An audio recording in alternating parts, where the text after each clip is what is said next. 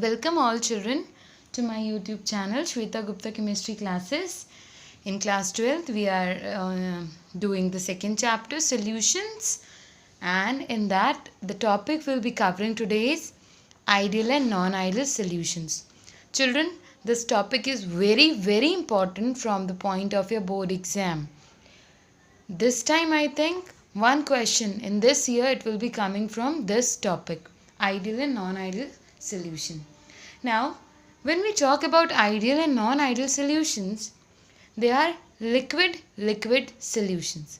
That is, the solute and the solvent both will be liquids. So you are dissolving a liquid in a liquid. So the liquid solutions are divided into two types. One is ideal solution and another one is non-ideal solution. Now, on what basis we divide liquid solutions into these two types? It is on the basis of Raoult's law. So, whether one follows Raoult's law or one do not follows Raoult's law, we divide liquid solutions into two categories, that is ideal solutions and non-ideal solutions. Now, firstly we'll do ideal solutions. Ideal solutions are those who are ideal, who will be obeying every instruction given. So, they are the one who will obey Raoult's law. And children, you all know what is Raoult's law. Raoult's law give the relation between the vapor pressure and the mole fraction. That is, the vapor pressure of any component is directly proportional to the mole fraction of that component. So, if any solution obeys Raoult's law over entire range of concentration, if a solution obeys Raoult's law, then that solution is ideal solution. Now, there are two conditions or two properties of such solutions. That is, there are two properties of ideal solution. First one is the enthalpy of mixing is equals to 0 and the volume of mixing is also equals to 0. That is, here both the enthalpy of mixing and the volume of mixing are equals to 0. If enthalpy of mixing is equals to 0 and the volume of mixing is also equals to 0, then that solution is ideal solution, or this solution is obeying Raoult's law over the entire range of concentration. Now, explanation of ideal behavior. What is ideal behavior exactly? Now, if we take a binary solution, now children, I have told this term many times. Binary means which is made up of two components, that is one solute and one solvent. So if you dissolve a solvent in a solute in a solvent, then you get a binary solution. So if the binary solution is made by mixing two components A and B, then children, suppose A and B. Now I'll give you one example, N-hexane, N-heptane. Now in N-hexane, all the molecules of N-hexane, if these are the molecules of N-hexane, these are the molecules of N-hexane, and children, these are the molecules of N-heptane. So what happened? Suppose this is a solute and it is a solvent. These are the molecules of N-hexane and these are the molecules of N-heptane. Now, what you can see is there are intermolecular attraction between the solute particles. Between the particles of N-hexane, there are intermolecular force of attraction due to which the molecules of N-hexane are bind together. In the same way, children, there are intermolecular attraction between the particles of N-heptane. So, if I consider it as component A and N-heptane as component B. Then there are three type of attractions. Now if this is separate, then it is AA type of attraction, that is between the particles or the molecules of N-hexane.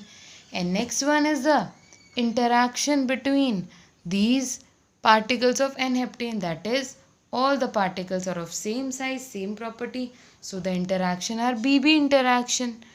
Now what happens if I dissolve N-hexane in N-heptane, that is on adding. If I dissolve N-hexane in N-heptane, then there will be interactions, that is A, B interactions. Then the interactions are AB interactions, that is between the solute and the solvent particles. So children, three type of interactions you can see: AA, BB and AB. Now what we do, we compare these interactions. Now in what way we compare, that I am going to tell you. I just hope this one is clear to you all, because on this basis only I am going to explain the whole concept of ideal and non-ideal solutions. So if the intermolecular interaction between AB, that is a solute and solvent, the forces of attraction between solute solvent are exactly similar to the forces of attraction between AA and BB, then that solution is ideal solution. That is children, if AB is equal to AA or BB interactions, if this is the condition, these interactions are of equal magnitude, that is solute solvent interaction are equal to the interaction between solute and solvent particles. If these interactions are same, then that solution is ideal solution. Practically no solution is ideal solution. Practically it is not possible, but some solutions show some quantity of ideal behavior, or some solutions are nearly ideal in behavior, somewhat near to it. So these are what examples of ideal solution: N-hexane plus N-heptane, bromoethane plus chloroethane, benzene plus toluene, chlorobenzene plus bromobenzene. So children, these are the examples of ideal solution. Now the reverse of ideal solution will be non-ideal solutions, children. So those solutions which do not obey Raoult law over the entire range of concentration, who are not going to obey Raoult's law, that is in which partial pressure will not be directly proportional to that mole fraction, which is not going to obey the Raoult law over any range of concentration. So that is what non-ideal solution. Earlier in ideal solution, enthalpy of mixing and volume of mixing are equal to 0. So in non-ideal solution, these two are not equal to 0. So these two are not equal to 0. Now vapor pressure. Now here children, these interactions that I have told you earlier in ideal solution, so they are of equal magnitude. So the vapor pressure of the solute or solvent and the vapor pressure between solute of the solution, generally this is of the solution, that is solute plus solvent, it is equal. Now here in non-ideal solution, the vapor pressure of the solution, either it will be higher or it will be lower as given by the Raoult's law. Suppose Raoult's law says that the vapor pressure is equal to 10. Then if the solution is non-ideal solution, then either the vapor pressure will be 9 or it will be 11. That is, the vapor pressure can be lower or higher as given by the Raoult's law. So it does not follow Raoult's law. So the vapor pressure of a given solution as given by Raoult law will either be lower or higher. Given by the Raoult law, in case of generally the given by the Raoult's law, if you take it in case of non-ideal solution, then for non-ideal solution it will be either lower or higher than the Raoult's law. Now children, if the vapor pressure of the solution is higher as given by Raoult's law, then you can say that that solution is showing positive deviation from Raoult's law. But if the vapor pressure of the solution is lower than as given by the Raoult's law, then that is showing negative deviation. It is clear, simple, very easy. If vapor pressure is higher, going positive. If vapor pressure is lower, then it is going negative. Children, you are comparing the vapor pressure of any solution with Raoult's law here. Raoult's law has given the vapor pressure of any solution, but non-ideal solution will tell you that the vapor pressure can either be lower or higher. If it is higher, then it is showing positive deviation from Raoult's law. If it is lower, then it is showing negative deviation from Raoult's law. I just hope this one is clear. Now, if we plot vapor pressure as a function of mole fraction. This is according to Raoult's law, children, because Raoult's law gives the relationship between vapor pressure and mole fraction. According to Raoult's law, vapor pressure is directly proportional to mole fraction. So now what will happen, children? If this is the line, this dashed line is the vapor pressure. This one for component 1, this one for component 2, and this is a final vapor pressure. In the same way, if this is dashed line is vapor pressure 1, dashed line is vapor pressure 2, and this is the final one.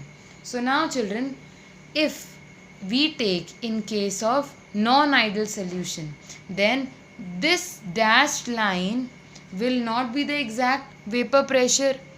So what happens, children? Either the vapor pressure is more or either the vapor pressure is less as given by Raoult's law. This dashed line represents the vapor pressure given by the Raoult's law, and these solid lines give the vapor pressure of a non-ideal solution here. So now if you take mole fraction on the x-axis and the vapor pressure on the y-axis, then children, there will be increase. This graph is showing increase in vapor pressure. It is again increase because it is going above this dashed line. This line, solid line, is going above the dashed line. So it is increase in vapor pressure. So if there is increase in vapor pressure, as I have given you the value, if it is increase in vapor pressure, then this graph is showing positive deviation from Raoult's law. But in this graph, there is a decrease in vapor pressure because this solid line is coming below this dashed line. This is the pressure given by the Raoult's law, and this is decreasing. This is again the vapor pressure given by Raoult's law and it is decreasing. This is the vapor pressure given by Raoult's law and it is decreasing. So whenever there is decrease in vapor pressure, then this will show negative deviation from Raoult's law. Now I will explain you the reason of non-ideal behavior. Why generally solutions, liquid solutions show non-ideal behavior. So generally we have seen two types. Either they will be showing positive deviation or it will be showing negative deviation, children. So if A-B interactions, again I will come to this one, children. We have seen three types of interactions, children. Three types of interactions we have seen. right? We have seen three types of interaction: AA, BB and AB interactions. Now children, what we are doing? We are considering the vapor pressure of the solution formed after adding a solute into a solvent. That is, generally we are studying about the vapor pressure of a solution, children. So now, to know about the vapor pressure of a solution, that is liquid solution, we have to consider three type of interactions. First, interaction between solute, interaction between solvent, and interaction between solute and solvent. Now children, when is the vapor pressure higher? If the bond between A and B is weak in a solution. If the bond between A and B in a solution is weak, or the intermolecular force of attraction between solute and solvent are weak, then children, here you have taken AB in this container, you will heat it, closed container it is. So now this bond will break between A and B, and because the force of attraction between AB are weak, so the bond will break and vapors will be formed. So the vapor form will exert vapor pressure over this solution. So children, thus the vapor pressure will be higher. That is, if solute solvent interaction are weak as compared to solute solvent interaction, then they will show what kind of deviation, children? Positive. Because in positive deviation, children, the vapor pressure is higher. Vapor pressure will be higher when this bond between solute and solvent can break easily. If the intermolecular force of attraction between solute solvent particles is weak, then this bond will break and vapor will form and vapors will form. So vapor pressure will be higher. So this solution will show what kind of behavior, children? Positive deviation from Raoult's law. So now I am going to explain it again. Here what I have told you just now, AB interactions are weaker than AA or BB interactions, because we are talking about liquid solution. So here we'll take the solution's vapor pressure, and children, solution is formed by solute and solvent, by mixing solute and solvent. So if AB interactions are weaker than AA or BB interactions, then it will show positive deviation from Raoult's law. That is, intermolecular force of attraction between solute and solvent are weaker than solute and solvent molecules. That is, the molecules of A and B will find it easy to escape being in liquid state. So if these molecules will escape from liquid state, they will change into vapors, and more vapors will be formed. So there will be increase in vapor pressure, and this give positive deviation. Now children, I will give you one example.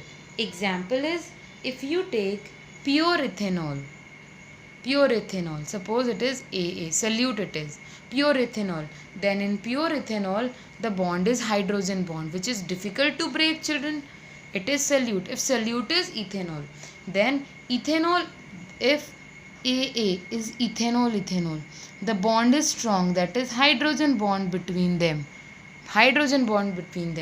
and this bond is strong. But if you add acetone, the solvent BB, acetone into it, then children, what acetone will do? This acetone will do what? Acetone will break the hydrogen bond, children. The bond between the solute particles, that is the bond between ethanol, will be broken by acetone. So the forces become weak and more vapors will be formed. I just hope this is clear. I'll repeat it again. If I take ethanol, pure ethanol is a solute. And children, in pure ethanol, hydrogen bond is there.